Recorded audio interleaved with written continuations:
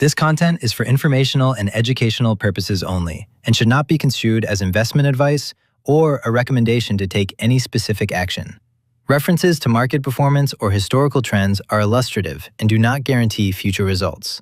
Third-party resources are provided for additional perspective and do not reflect endorsements or predictions by Pax Financial Group. I read a book called Coming Generational Storm. You don't need to read it. There's all these apocalyptic books, stock market apocalyptic books. And there's usually a theme of the same writers, and eventually they get it right one year and then they become famous. That's their game. You know, you start to learn about these fear mongers, and then you start to see themes, and you start to recognize that, you know, a lot of it's nonsense. So when I talk about a storm, I'm not talking about like a generational storm. I'm just talking about, you know, hey, you need to get your umbrella out. And the umbrella that I'm talking about is not going to be revolutionary. This is Darryl Lyons, CEO and co-founder of Pax Financial Group, and you're listening to Pivot with Darryl Lyons, formerly retire in Texas. So we made that switch. We're excited. This episode is about the midterms. And I tell you about midterms because it's part of my responsibility. There's, you know, here I am and I see a little cloud coming. And we're months away. If you're listening, I'm recording at the end of June, but the midterms aren't until November. So you're not really thinking about midterms yet, but it's coming and there's a cloud coming, and I'm going to warn you, get out your umbrella, but it's not like you need Noah's Ark. So don't freak out. I read a book called Coming Generational Storm. You don't need to read it, but there's all these apocalyptic books. And the stock market apocalyptic books. And then there's usually a theme of the same writers, and eventually they get it right one year and then they become famous. That's their game. But you start to learn about, these fear mongers, and then you start to see themes, and you start to recognize that, a lot of it's nonsense. But so when I talk about a storm, I'm not talking about like a generational storm. I'm just talking about, hey, you need to get your umbrella out. And the umbrella that I'm talking about is not going to be revolutionary. It's not going to, you're not going to be like, wow, that's amazing insight. And I'm not saying I'm saving you. I'm just saying I just need to give you just a heads up. I don't want you to make some mistakes. So there's just a lot of noise coming. Georgia's a big state. I'll get into a little bit of it. Georgia's a big state. Is it John Ossoff there? He's something else. Mark Kelly in Arizona, another big state to watch out for. Open seats in Michigan and New Hampshire. You're going to hear a lot about Maine. And then, of course, here in Texas, Paxton and Tellurico. And you're going to be asking yourself, it's crazy. I mean, I don't want, this is the second recording of this episode, because then I started going down a political tirade, and I was like, I don't know if this will come across the right way. So I hit delete on my phone. I was like, let me start over, because I just don't want to, I don't want to be like, you probably know how I am politically and all of that. I fit the profile and check the boxes and all that, but I want to respect your unique life story too. So every episode, I have to earn your trust. And so if I am misinterpreted about something politically, you don't come back next time. And so I think it's better, for at least for where I'm at, to share politics with you in a way that I think is direct. I certainly would rather not beat around the bush, but also respecting your unique life story, because I don't know where you come from. You may derived a pretty, you may be digging your heels in a position that I totally disagree with. But at the same time, I don't know how you got there, and I don't know your unique life story, and this isn't the platform for me to unpack that. So for that reason, I just kind of tell you how I feel about it, and I try not to, I try not to step on toes or get people frustrated, because I really want to earn your trust. I would say this: I've got bigger fish to fry than try to win a political argument in a podcast in 20 minutes. So there you go. But yes, I do have opinions, and yes, sometimes they come out strongly, but most of the time I want to help you. But here's the deal. When you are dealing with this upcoming storm, you're going to be asking yourself about, do I vote character? Do I vote party? And I think you've got to ask yourself those questions now, because they're two different decision-making processes. And yeah, I'll leave it at that, only because I have more content I want to cover. thing that frustrates me about these midterms, I think the beginning of my frustration, I'm just starting to get frustrated. I got to make sure I don't get too frustrated, but is to see a state like Texas and the amount of money that goes into messing with our heads from out of state. So all of the parties, out of state people, billionaires and millionaires, putting money in ads that some algorithm tries to catch me or my cell phone or my mailbox or my kids now and influence them. They're not even in the state. That's frustrating to all of us. These outside groups, these national donors, these political action committees, and the degree of money they put in our social media feeds is just beyond ridiculous. They'll be putting a lot in specific states like Georgia, like I mentioned, Georgia and Arizona and Maine and Texas too. A lot of money will go in Texas. But make no mistake, they don't like us. They don't care about us. They just want our vote. And I say they, I'm not saying the politicians. I don't know the politicians, but the people who are and I'm going to share why with you just a second. The people who are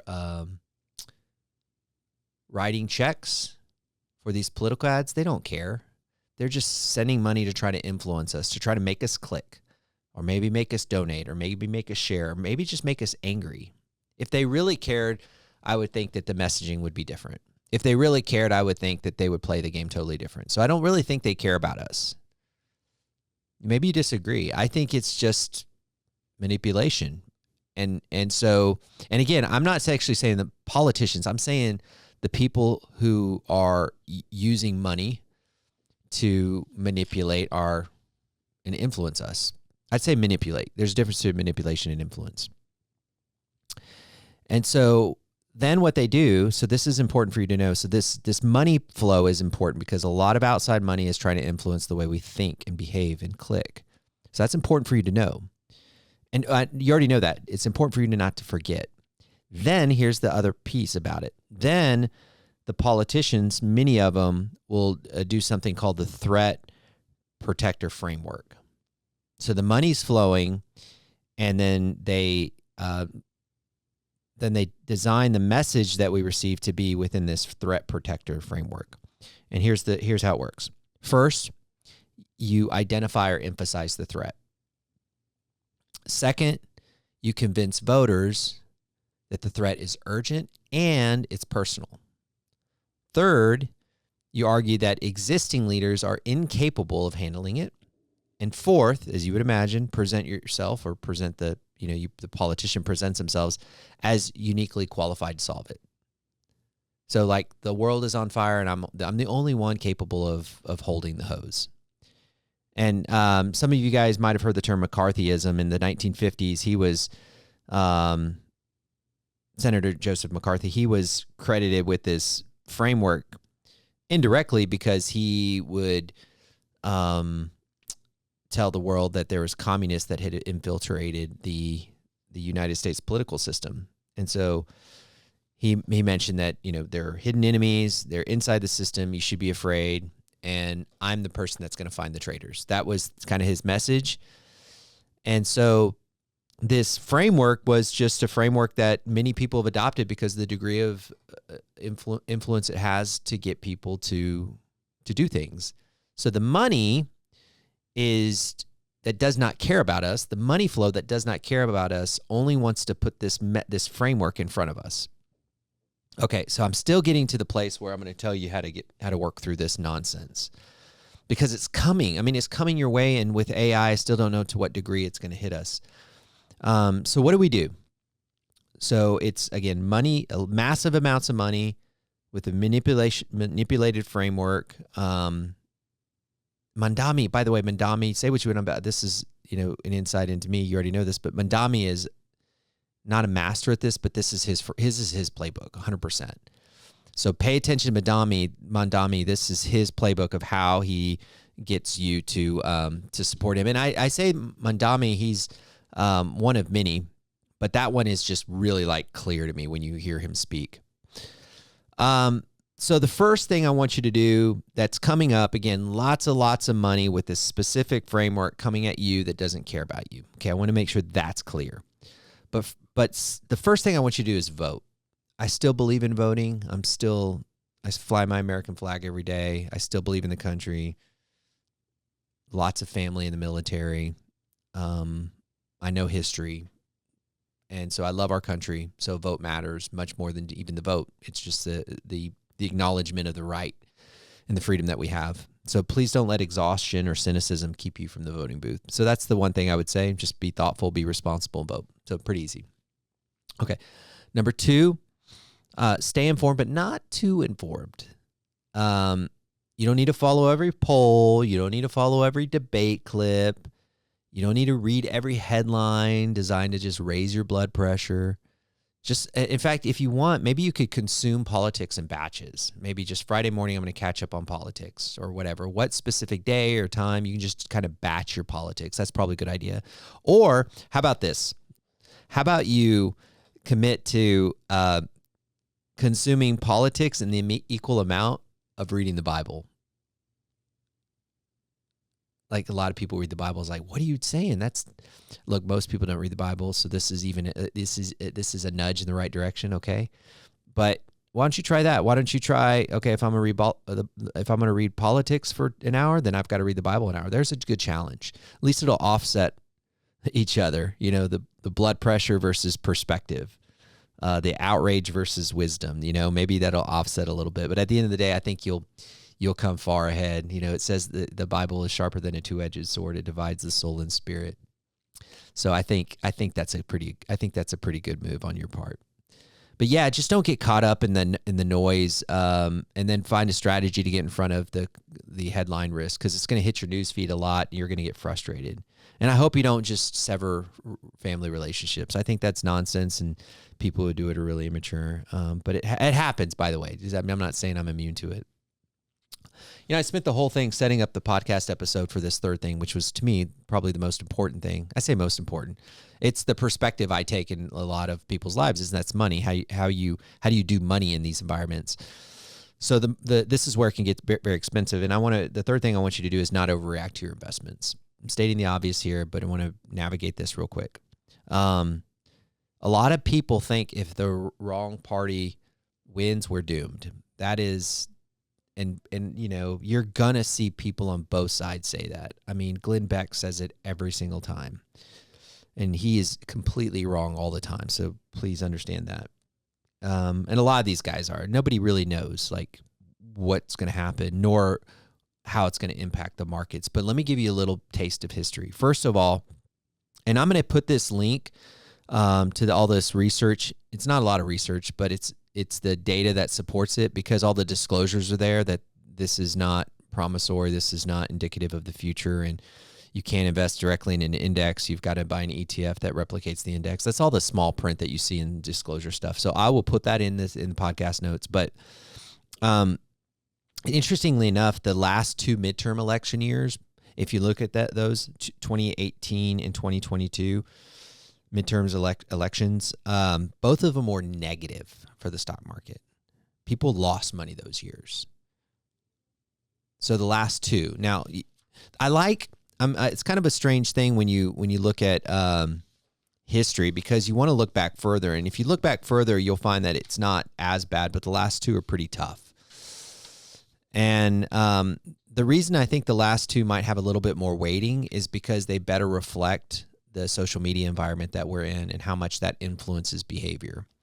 And so that's why I was going to express maybe the last 20 or 30 midterms, which is plenty. In fact, it'll be in the research report. You can look at that. But the last 2 or 3, with the level of social media that we consume today, probably better reflects a potential outcome.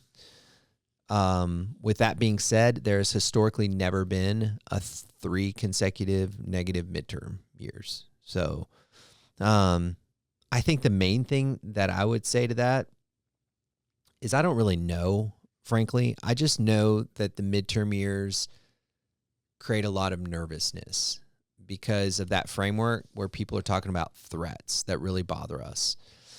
And they'll start to talk about the artificial intelligence threat. They'll start to talk about the war in Iran. They'll start to talk about that K-shaped market that I've talked about before. Of course, all things economics, which is really bottom line for most elected officials, is it's the economic stupid is what they say. But the threats will just be a prevalent headline, and that will cause people to get nervous about their money. And then once they've totally bought in because the money has influenced their brain, they bought into this candidate, and that candidate doesn't work out, they react. And so this is just a byproduct. And for those that are smart to weather through that, some of people will be buyers. They'll be like, you're an idiot. This really won't impact life.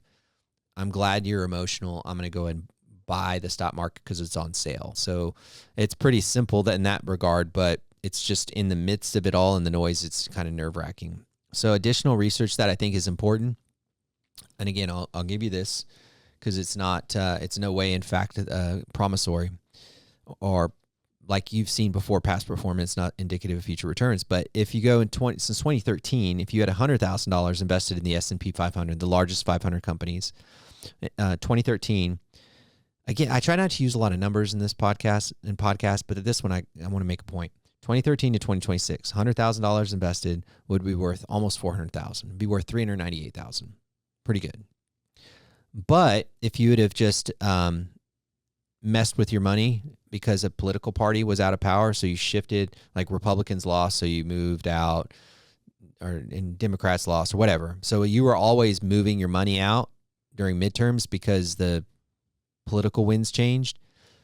Rather than having almost $400,000, if you would have just moved your money around when Republicans were favorable, then your $100,000 would have turned into $214,000. If you would have just done it when Democrats were favorable, your $100,000 would be worth $186,000. Don't get caught up in the difference between Republican and Democrat. It's immaterial as far as I'm concerned. The main thing is you're just much better off not messing with it and just leaving it alone. I will have more content once the midterms are done, and maybe even a few commentaries up until then. The main thing is this is your umbrella. I'm giving you your umbrella now for what's coming in the next months.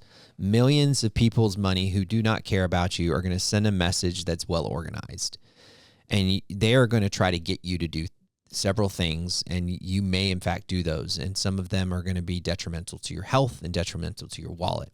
I'm giving you an umbrella for this storm, and I am telling you now 3 things you need to do. Vote. Put your political feeds in perspective, and if possible, balance the political feeds with a biblical read. And 3, don't mess with your money. Emotions and money don't mix. It's like orange juice and toothpaste, and it just tastes gross. There's your midterm formula, and remember, you think different when you think long-term. Have a great day.